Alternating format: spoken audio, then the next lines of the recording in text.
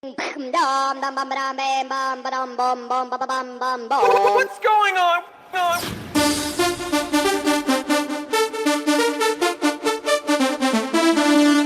Ding, ding.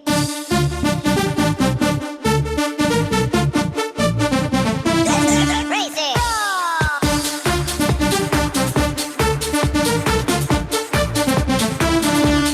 Ding, ding.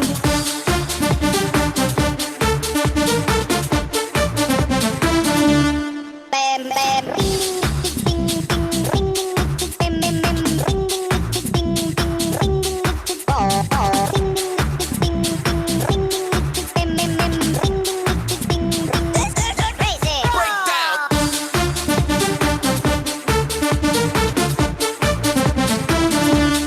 Ding, ding.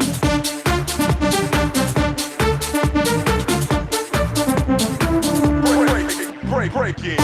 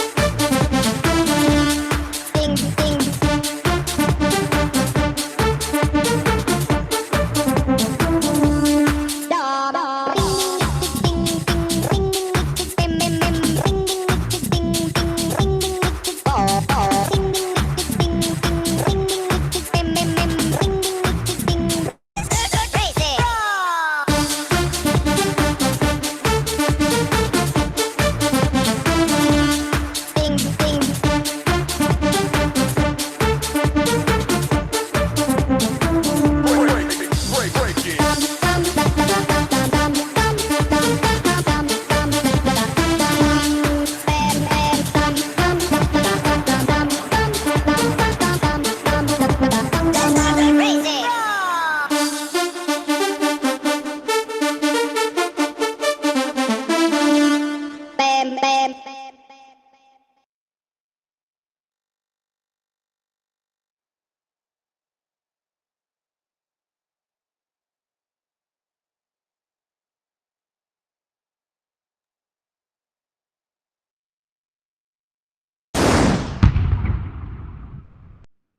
Welcome to the Billionaire Mindset, your 30-day journey to thinking like a billionaire. Now you can just watch this video, or if you want to sign up for the entire series for free and get the bonus PDF companion calendar, check the link in the description below. Today is day 10, and we're going to learn how billionaires overcome rejection.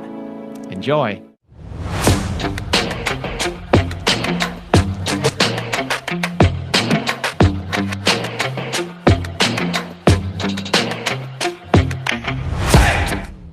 Even today, we still have a lot of people reject us. I think when I graduated from universities, and before for 3 years, I tried to fill in the universities. So I applied jobs for 30 times, got rejected. I went for a police, they said, no, you're not good.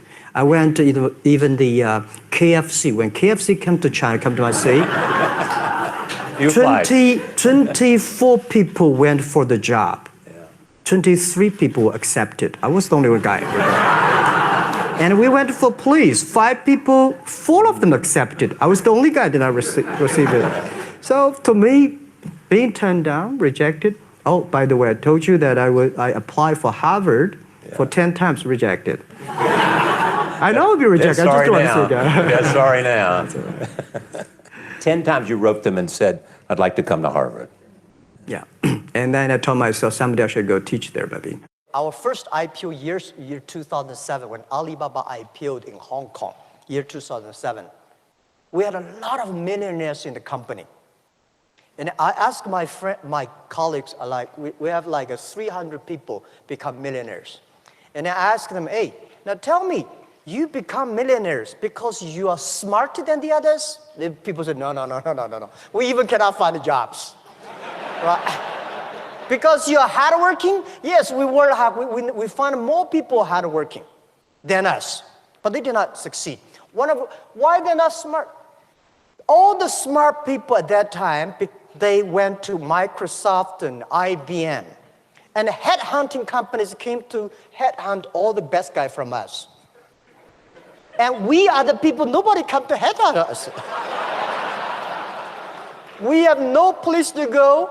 We believe in ourselves. We believe our dream. We work together.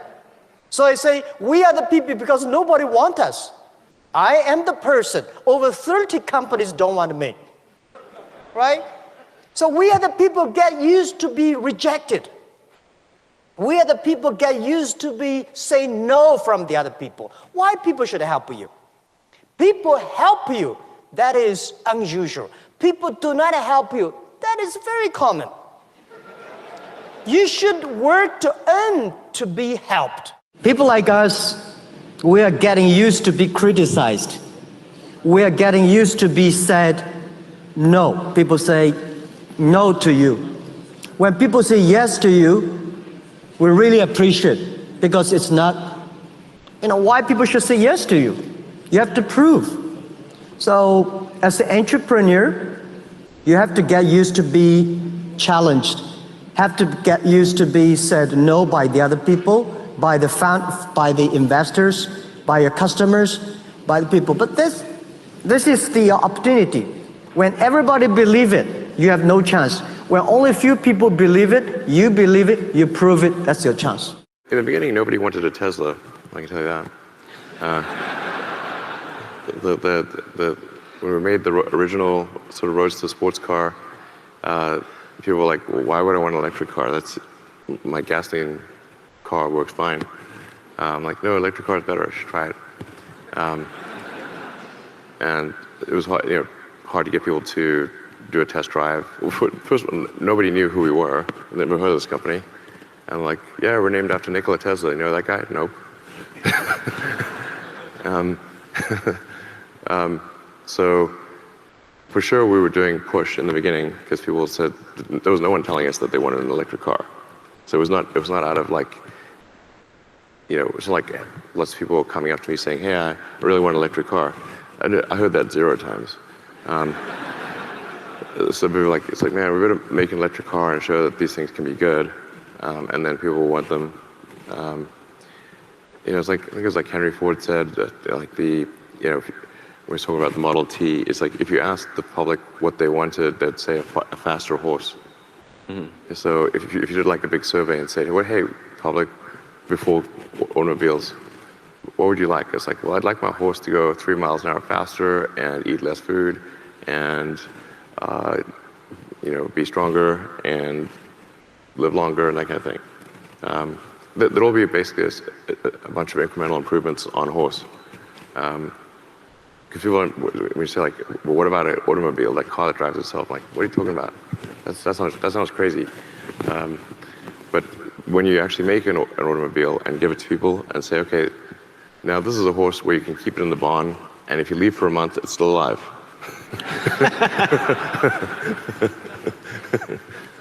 Yeah. So carry more weight than a horse and go further and that kind of thing. So anyway, it's like when it's a radically new product, people don't know that they want it because it's just not in their scope. I think when they first started making TVs, they did a nationwide survey. I think this might have been like 46 or 48. It was like a famous nationwide survey. Will you ever buy a TV? And it was like 96% of respondents said no. Some crazy number. Like basically everyone's like, would you buy a TV? And maybe they put a price in there or something, I don't know. But it was famously, almost everyone said they would not buy a TV, but they didn't know what they're talking about. We really tried hard to convince a lot of companies. Honestly, I was in so many panels, but they generally were, generally the sentiment that was expressed that you mentioned earlier, that was pretty much universal. Especially back in, say, 2008 or 2007, like when we first unveiled the Roadster in 2007, yeah, I mean, it was just basically, they just said, well, you're basically a bunch of fools. Well, I mean, generally they would say like, well, starting a car company is crazy. You're going to lose all your money. I was like, I think I probably will lose all my money. I agree. It wasn't like I thought it would be successful. I thought we had maybe a 10% chance of success. So then people would say, it's going to fail and you're going to lose everything. I was like, yeah, probably true. Yeah. What else is new? If you come up with an idea where you say, I can make dollar bills for 50 cents, would you go out and raise money, or would you just go out and sell it? You just go out and do it, you know, and that's what you have to do. And look, we all go through that fear factor of, do I quit my job? Can I do this? Can I do this, and what happens next? The one thing I know with 100% certainty, and what I would tell myself is, if I can sell and become a better and better salesperson and be great at selling, I'm always going to be successful whether I'm working for myself or if the company that I started just didn't work. I'll give you an example.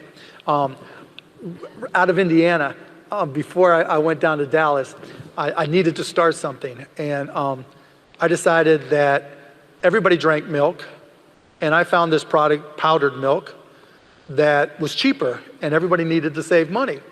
And I was going to go out there and sell it because it was cheaper. Now, it didn't taste quite as good. And so but I went out there to try to sell it. Failed miserably. But I learned how to make the sales effort even when things weren't going right. I learned that the rejection was, every no got me closer to a yes. That not every product was perfect, but I could take those same skills, even in failure, and translate them. So that what I learned selling garbage bags door to door, what I learned from selling powdered milk that was awful, what I learned from selling local area networks at Micro Solutions, all those things accumulated, and I got better at selling. So I always knew, you know, people always say to me, if you lost everything, what would you do? I can sell. I can sell. And it's not about selling ice to Eskimos. It's not about, you know, convincing people to do this. Selling is always about helping. Selling is always about understanding the person you're talking to and what their needs are. And if someone can help me make my life easier, yeah. People, you know, now with employees, people always say, well, like, what's the definition of a great employee? Someone who can reduce the stress of those around them. And it's the same thing. What's the definition of a great salesperson? Someone who can reduce the stress of their salespeople. And if in looking at your company and looking at your life and looking at your goals, if you're able to go out there and recognize that whether it works or doesn't work, you're putting yourself in a position where you're helping somebody, not convincing somebody, and you're reducing their stress, you're gonna be okay. It's going to work out. And, you know, that's the confidence I've built in myself that wasn't necessarily always there. But I learned that if I try to help, if I reduce people's stress, good things can happen. We all are entrepreneurs or wonder if we're entrepreneurs at heart. You know, we all have that idea inside of us. We've all been through it. Oh, I got this idea. It's a great idea. You know, and you get all excited. You get that feeling in your stomach, right? And then you go to Google and you Google, oh, there's nobody else doing this. Then you call your friends, you go, what do you think? What do you think? Oh, that is really cool. I'd buy one. You know, and then most people stop, you know, what's for dinner? But some people, they found their way to turn those into companies, and they found their way onto Shark Tank. And we got to see examples of people from any little town in anywhere in the country with backgrounds that weren't from some big Ivy League school. Maybe you didn't go to college at all. Maybe it was their last dollar and they started it up and they were desperate to get an investment, but they started it. And we showed examples of people who were willing to take that first step and start that company and where it could go. And I think that really, and to this day, really excites people and encourages them and really shows them that there can be an upside. And on the flip side, you know, there can be failure too. And so you have to be realistic about what can happen. Don't stop looking for a job now, right? Just because things are difficult doesn't mean, you know, that there's not opportunity there, because all it takes is one. If you grind it out and you continue to be persistent, whether it's emailing, calling, setting up on seminars, whatever it may be, however you can connect with people, applying for jobs, wherever, however, do it. Every no gets you closer to a yes, and all it takes is that one opportunity to propel you to where you look to be. And and I guess adding to that, again, like I said earlier, there's so many new things going on. When I came out of college way back when, was the last time that unemployment was in double digits. My friends, I remember reading the story. I went to Indiana University talking about how the unemployment rate in Northern Indiana was 20%. And, my friends were freaked out like kids are today. And I had to be mobile, right? I had to go from Indiana back to Pittsburgh, my home, down to Dallas in order to really get to a job that I could platform. And so as you look for these things, you really have to be more adventurous, if you will, and be more mobile and be more flexible and agile.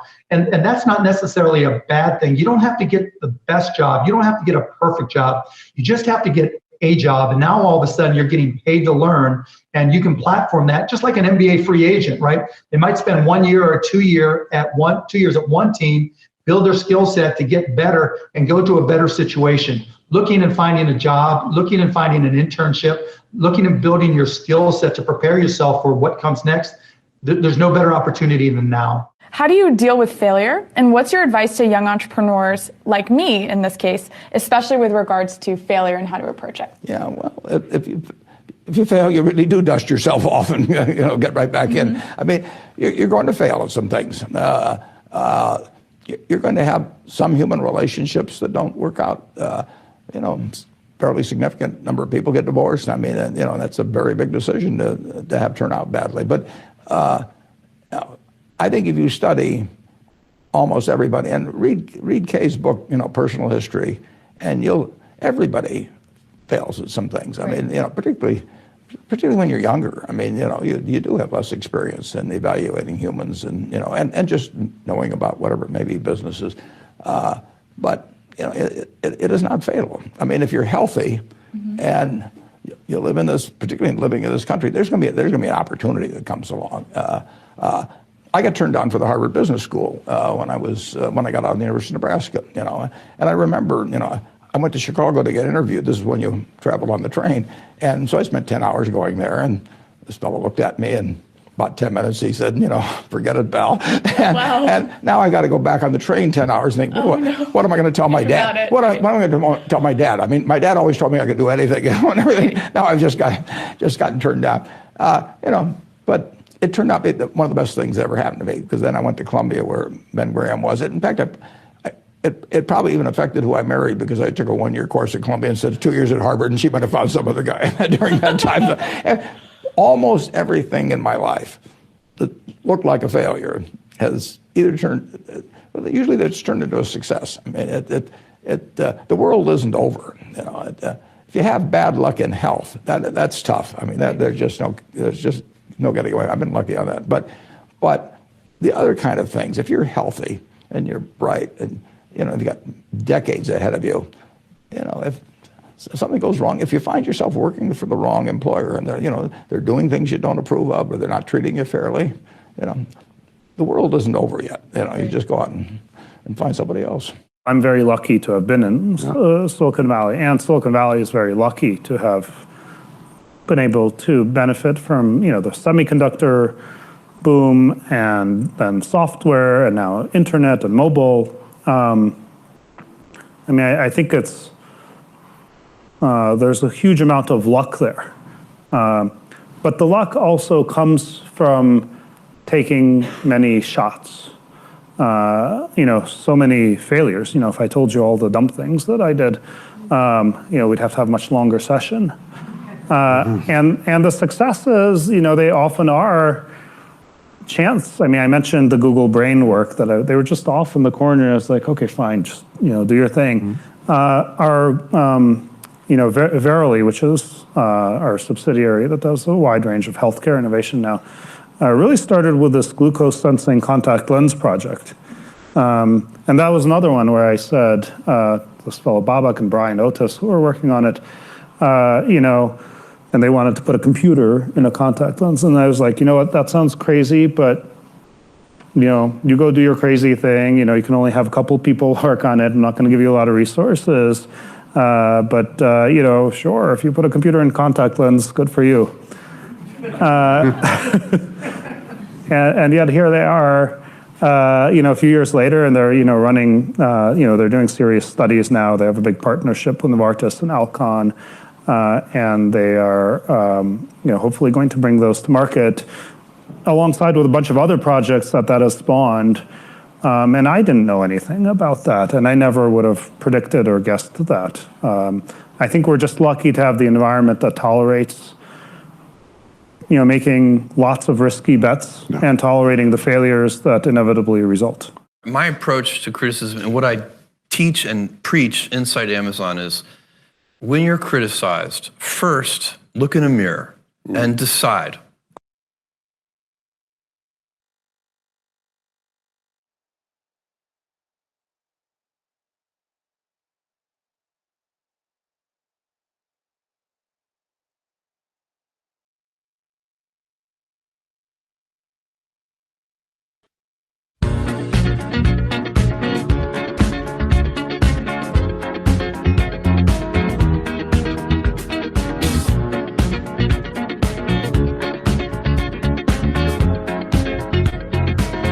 Like the legend of the phoenix, all ends with beginnings. What keeps the planet spinning? The force from the beginning. Look. We've come too far to give up who we are. So let's raise the bar and our cause to the stars. She's up all night to the sun. I'm up all night to get some. She's up all night for good fun. I'm up all night to get lucky. We're up all night to the sun. We're up all night to get some. We're up all night for good fun. We're up all night to get lucky. We're up all night to get lucky. We're up all night to get lucky. We're up all night to get lucky. We're up all night to get lucky.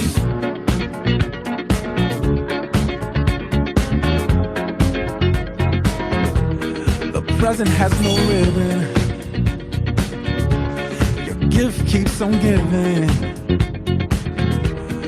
What is this I'm feeling? If you wanna leave, I'm with it. We've come too far to give up who we are.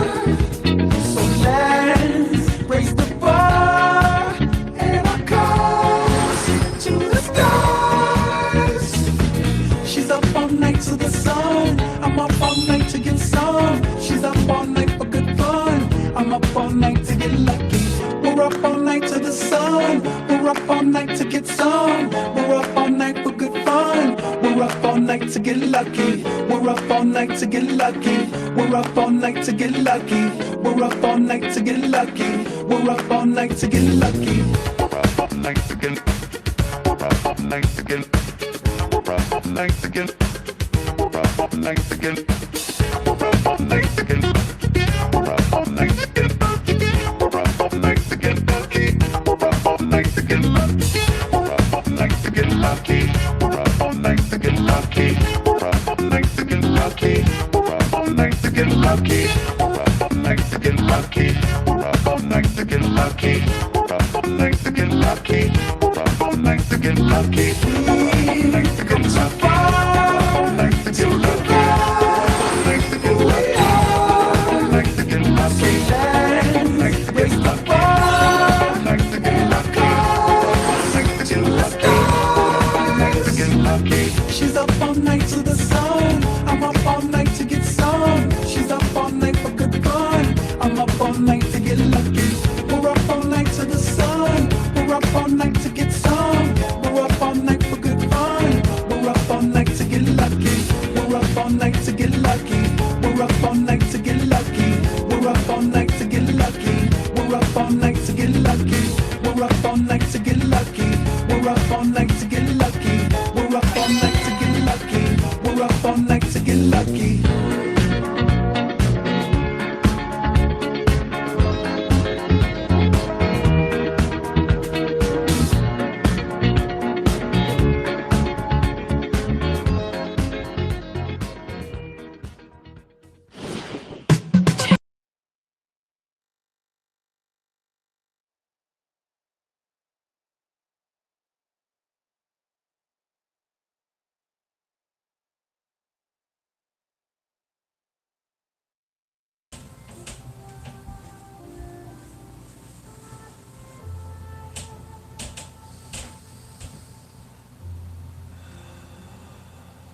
Legs crossed, back straight, eyes closed.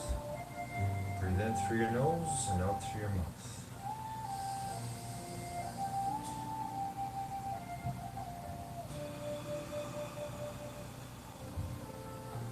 Deep, long breaths in through your nose and out through your mouth. Feel that power of you controlling your breathing.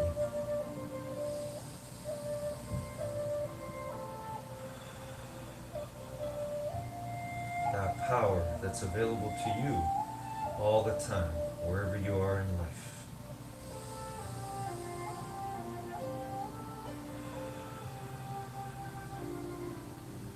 That power to reconnect to your greatest gift right now.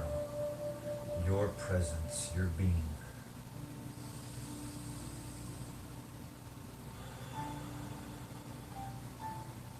Your infinitely intelligent being. The same stuff we're all made of. And with that stuff that we're made of, we can control the most powerful supercomputer in the universe. Your mind. But only you can do it. Only you can control your own mind. So let's do that right now, and let's see the future. Today, our time together, let's see ourselves doing the best we can on every single exercise and stretch. For this is not only the gym that we have available to us right now, in this space wherever we are, but it is also the gym of life, where we grow our minds all the time.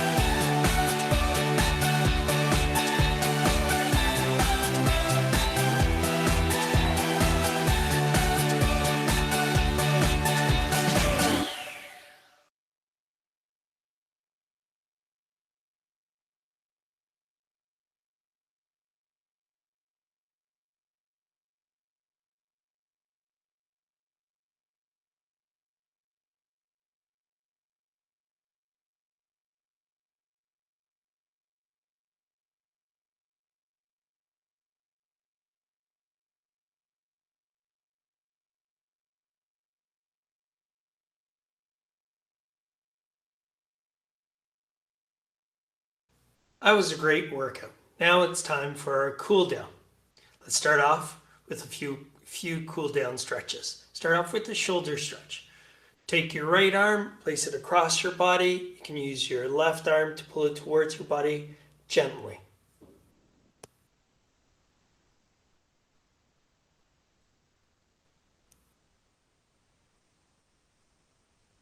Let's switch with your left arm.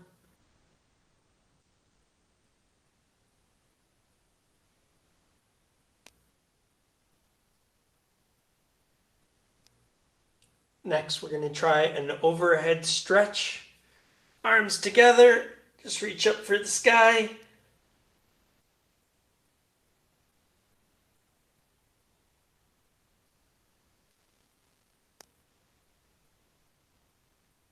And we're going to do hands behind your back, stick out your chest. We're just going to do a chest stretch.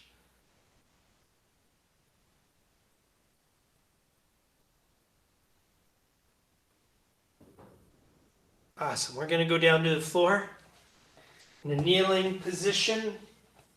Start off with my right knee back, left knee forward. And all I'm going to do is a hip flexor and I'm going to move forward, keeping your body nice and straight. Move forward and hold.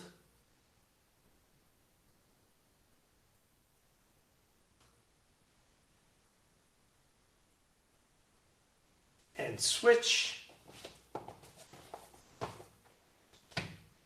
Remain straight and lean.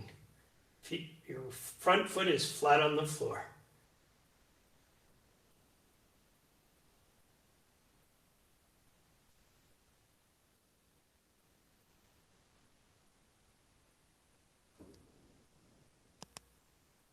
Next one, we're going to go onto our stomachs.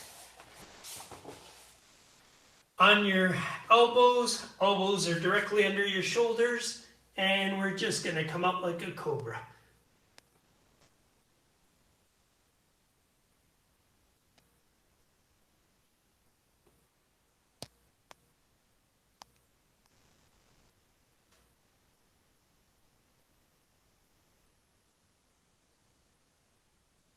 We're going to turn over onto our backs. Arms out. We're going to start off with our right leg, trying to touch our left hand, but keeping our right shoulder onto the ground. And let gravity do the work.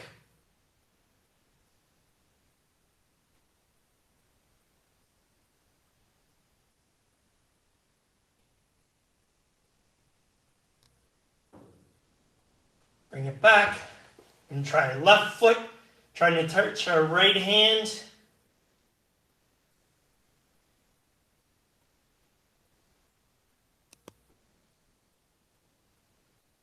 Keeping both shoulders onto the floor.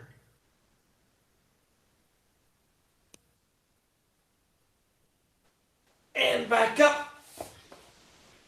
Last one, we're going to do a hamstring stretch. This one, I need you to have your knees slightly bent, feet shoulder width apart. We're going to keep our back straight on this, and we're going to try and get as far down as we can. Some of you will be able to touch your toes. What I don't want you to do is have your legs straight and do this. What you want to do is slight bend, keep your back straight, and see how far down you can go and hold.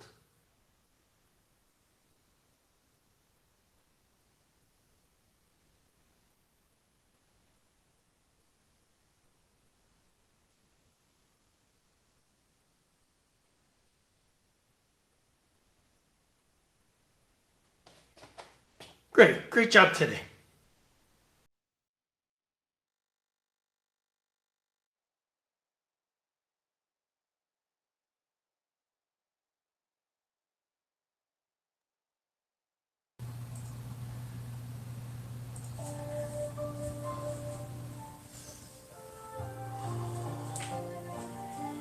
And here we are again.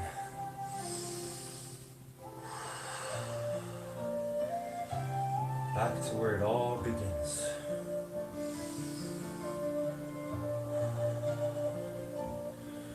Where it all begins and never ends.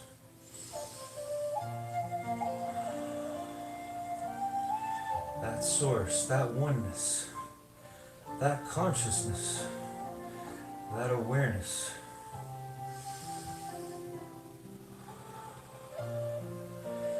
That we know is in all of us.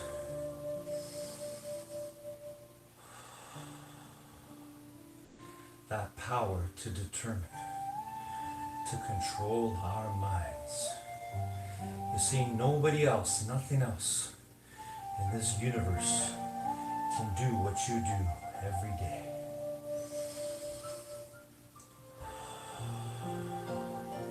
In the gym of life.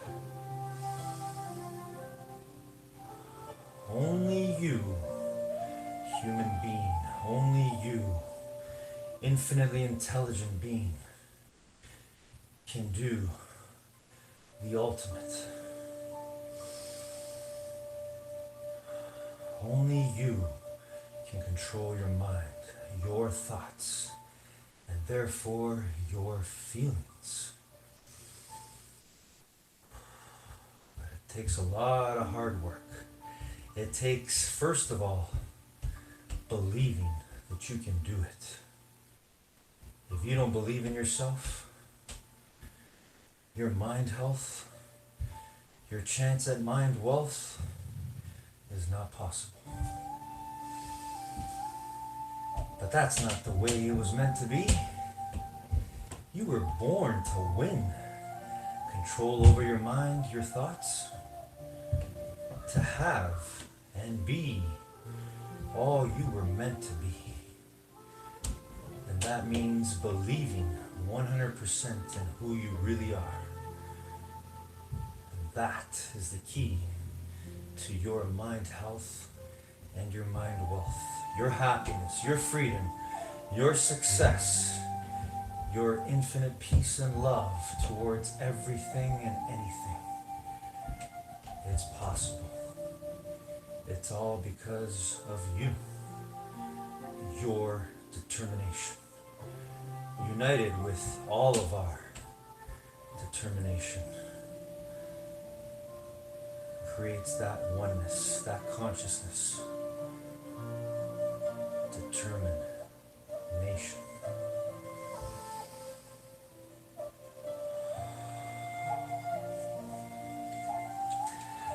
And that's why I love you, determination, wherever you are. I miss you, I miss being in your presence, but here today, we united. We enjoyed this process fully. And the way we do did this is the same way we can do anything, including being the best for all those around us, wherever we are right now. So keep going, determination, keep working on controlling your mind. Because that's for all your health, mind health, your happiness, your freedom, all your love that can never be taken away. I love you, everyone. Have a great week. Until the next time.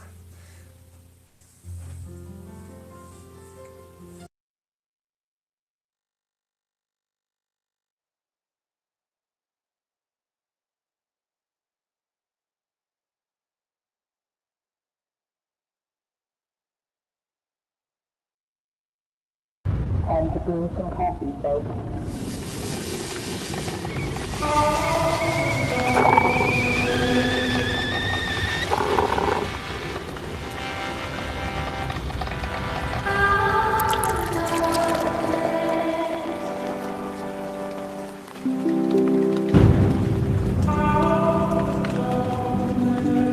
Looks like we have a lot to talk about.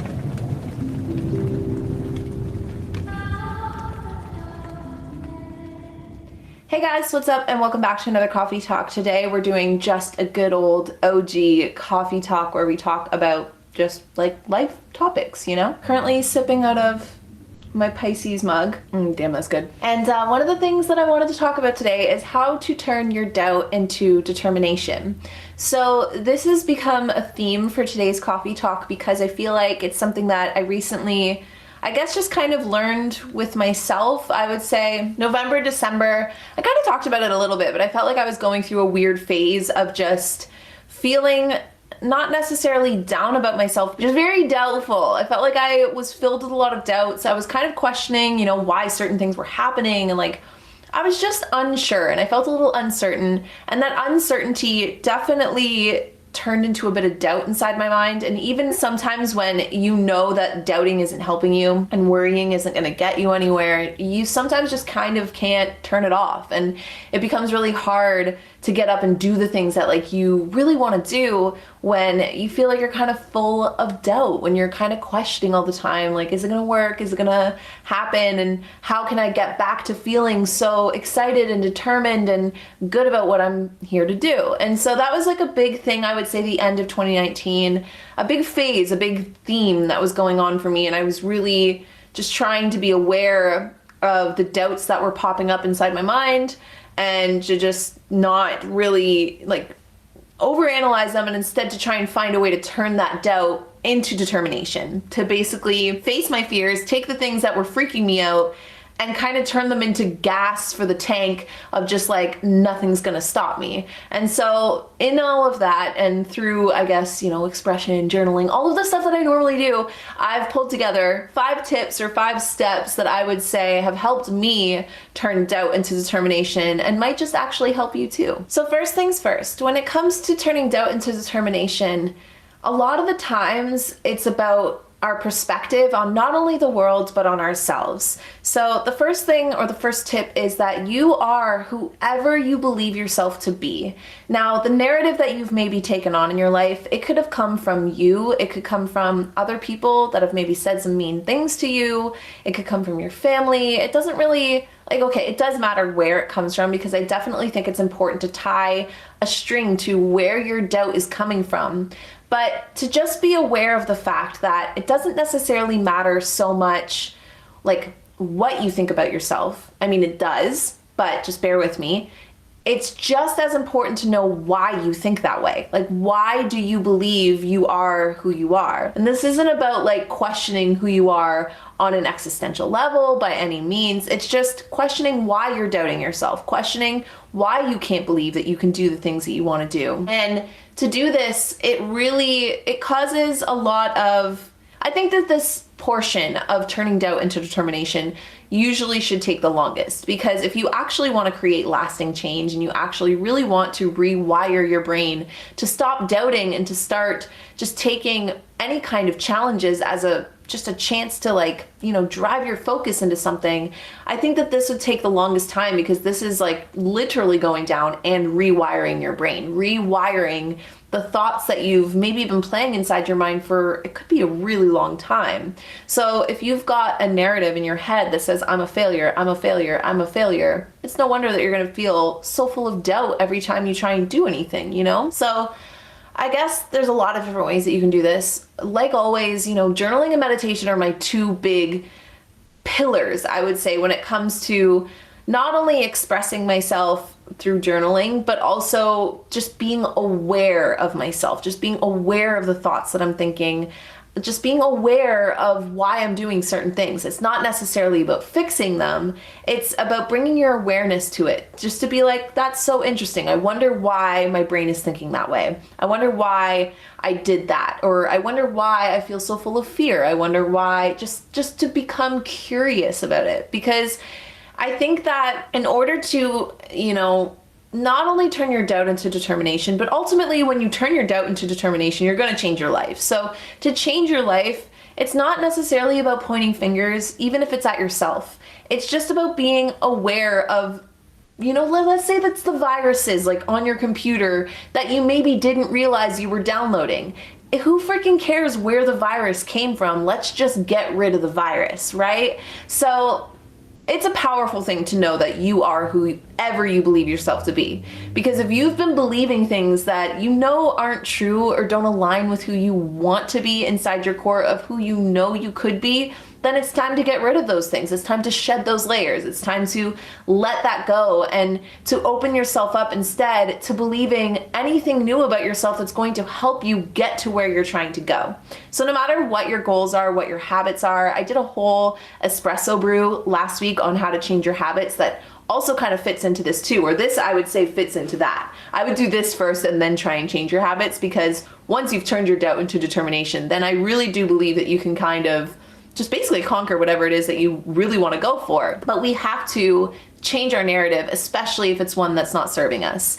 And we have to do so in a way that doesn't come from resentment or anger. It just comes from a genuine wanting to enjoy your life, a genuine wish to just be and to be comfortably and to not feel like you always have to fear that the world is out to get you or that you are going to screw it all up. You're not going to screw it all up. And even when you do, it's only a screw up if you don't learn from it. Because if you learn from it, then you didn't screw up. You just learned something new, you know? And that can continue to drive that determination to just keep learning new things. Life isn't about perfection. It's not about doing everything right and making it all look easy. It's about trial and error. It's about getting a little messy and just being okay with that. And it's also, in my opinion, about being aware of the reasons and the whys and the things that are going on in your life in order to make sure that they are in alignment with your best self and they are in alignment with you enjoying your life. Because realistically, we don't have any form of proof as to why we're here, but I would say best bet is that we're meant to enjoy it. So if you're not enjoying your life, then it's time to change your narrative. It's time to start believing that you are whoever it is that you wish to be, and to start changing the tapes that you play inside your mind so that you can actually start being that person. A lot of the times, you know, we think we can't do something, which is usually the reason why we don't. And you would be so surprised if you actually just tried something. If you became curious rather than, I guess, like almost perfectionistic about something. Like, let's say you're trying to change your doubt of being able to finish school into determination to finish school. Instead of thinking like, I have to perfect school, I have to get straight A's, I have to whatever. It could just be a curiosity. I've talked about this like a million times, but I'll bring it up again because I think it's a really important mindset to take into life. And it's from the book You Are a Badass by Jen Sincero, where she basically says, I just want to see if I can do it, or I just want to be curious as to what might happen. So instead of thinking like I have to kill it at school and finish school, if you're really feeling like you're struggling, and then just instead change it to like, I wonder if I can finish school. I'm curious to see if I just, you know, allowed myself to be determined rather than full of doubt, what kind of grades I would end up with, and just see what happens from there. A lot of the times, like I said, it's about believing that you're actually capable of whatever it is that you're trying to do. So if you, for whatever reason, don't believe it, then it's time to like dig down inside and figure out why and how you can flip that narrative into I can rather than I can't. Tip number 2 when it comes to turning your doubt into determination is to give yourself some credit. And this totally feeds into the I can versus I can't. Back when I was doing Co's Daily Brews, there was one that I talked about where it was basically just breaking down fear. And fear is 2 separate different thoughts, and all fear breaks down into these 2 separate different thoughts. The first one is, I'm not gonna be able to handle it. The second one is, I'm afraid of failing. So no matter what it is that you're afraid of, no matter what it is that you're either doubting it because you're afraid you're gonna fail at it, or you're doubting it because you're afraid that you're not going to be able to handle it no matter what it is. It could be even not being able to handle failing, which is just a double fear, which you think would cancel itself out, but it doesn't. It just doubles itself in weight. So instead of thinking, you know, I'm afraid I'm going to fail, or I'm afraid I can't handle it, you have to change that narrative back to yes, you can. You need to give yourself some credit. And a really good way to do this is to dip into your past in a good way. Dip back into the past and think about times where you were challenged by something and you were determined and you didn't let anything stop you. All of us have had at least one chapter in our lives, even if it was back when we were like 4 or 5, and it was just like, I am determined to beat Mercer Chase on Neopets. I'm not letting anything stop me. That is the same type of determination you need right now. It doesn't matter what the goal was. It was all about the mindset you took into it, right? So instead, if you can look back into your past and you can pick out times before where you were challenged and you maybe even had a sliver of doubt, but you allowed determination to take the hold, to just, you know, go back there and just adopt a lot of the thoughts and adopt a lot of the mindsets and give yourself the credit of the times you've done it before.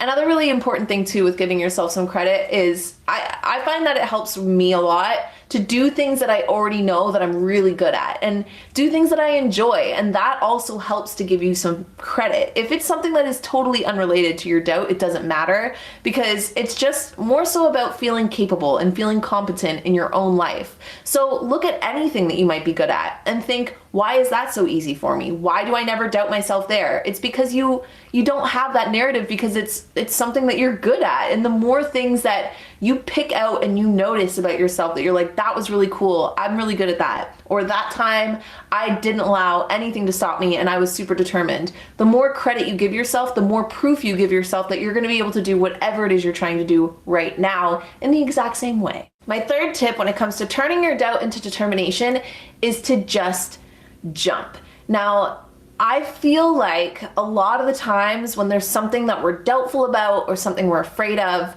we spend so much time kind of like, you know, rummaging on it and thinking about it before we do it, that we kind of create that like resistance to jump. It's kind of like jumping into a pool, right? The longer you think about how cold it's going to be when you jump into that pool, the longer you're going to wait to jump into the pool. So even when you feel doubt, even if you don't have, you know, the weeks of meditation to go down and rewire your brain, you can rewire as you go. You can teach yourself new narratives about yourself as you go. A lot of the times, if you just jump in and get yourself wet, you're going to be able to actually start making some change and actually start to move things around, to get yourself immersed into it and to start dealing with the discomforts and realize that you actually can do it. And that just requires you to jump in and do it. Even when you're terrified, just jump in and do it. Feel the fear and do it anyway. The whole mindset too with just jump in is to jump in without the mindset of like, I need to master this. It's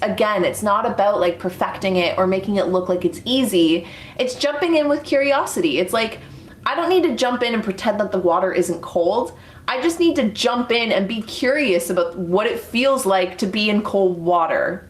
Yeah, that was a pretty good metaphor. Like, I feel like the pool thing's working. We're just gonna have to carry this out throughout the rest of this coffee talk. But yeah, so jump in with the curiosity of what it might feel like to jump into cold water, rather than I need to jump in and act like a boss and act like this doesn't affect my body. Naturally, anyone's gonna be affected by cold water. You don't have to pretend like you're not, or pretend like it's easy. You can just jump in and just enjoy the experience for what it is, which is just that. And it's an experience. It's something that's teaching you something. It's something that you're learning about. And it's something that, as long as you stay curious, it'll normally stay fun. And it's an easy way to kind of turn doubts off by just remaining open to life, to think, you know, I might not have all the answers. I might even have a little bit of doubt or self-doubt or question whether or not I'm capable of doing this, but I'm going to jump in anyways. And that kind of determination is the same type of determination of I'm not going to let anything stop me. It's not about I need to jump in and master this. It's I need to jump in and just jump in. I just need to jump in. It doesn't matter if I master it or not. I just want to figure out what it feels like. I just want to get in there and start moving around and making some moves and then see what happens. And I think another big part of that too is admitting that once you do jump in and once you do start, you know, hitting the ground running, if doubt does come up, sometimes a little bit of doubt can be good, in the sense of admitting what you don't know. Like if a little bit of doubt comes up because, you know, the pool metaphor isn't gonna work here, shoot. Let's say a little bit of doubt comes in because you're working on something and someone you know to be a master in the craft kind of questions what you're working on. That little bit of doubt might have come in because there's parts of whatever it is you're working on that they might know that you might not know yet. So sometimes a little bit of doubt is good. A little bit of doubt is good in the sense of it can open up that doorway to admit, hey, there's some things I don't know. There's things I'm still learning. There's things that I'm open to discovering more about. And that doesn't mean that you're weak. It doesn't mean that you need to be afraid or that you need to doubt yourself. It's kind of, in a lot of ways, the complete opposite. I think that that requires a lot of courage and strength to admit while you're doing something or while you're trying to accomplish something what you don't know, and then to seek out those answers, to seek out help, to ask that person that is a master at whatever it is that you're doing, like, hey, do you want to teach me, or do you mind, you know, giving me some pointers, or just, I guess, just like remaining humble at whatever it is you're trying to do. Because again, when you go into anything in life with that mindset of I'm just here to stay curious and open-minded, but also to admit when I'm wrong or admit when I don't know something and to learn, then again, it just turns off the doubt and it turns back on that determination. Like, you're determined to learn everything you need to learn. You're determined to have fun with it, and it turns off all that fear. So that leads me into my fourth tip when it comes to turning doubt into determination, and that is to learn as you go. And I feel like this is an important one, and probably one that I would say has changed my life immensely in the last little bit. It's to stop feeling like you have to know everything before you begin. It's okay, like I just said, to admit when we don't know things.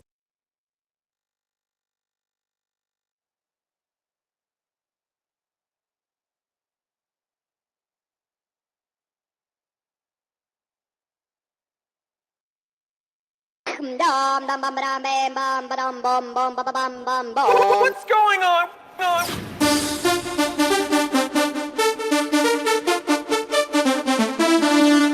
Ding, ding.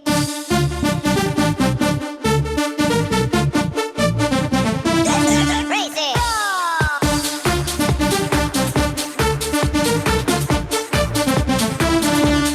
Ding, ding.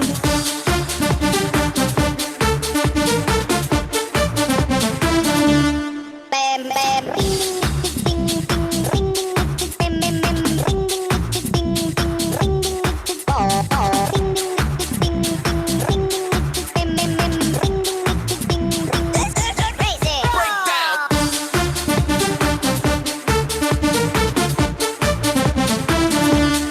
Ding, ding.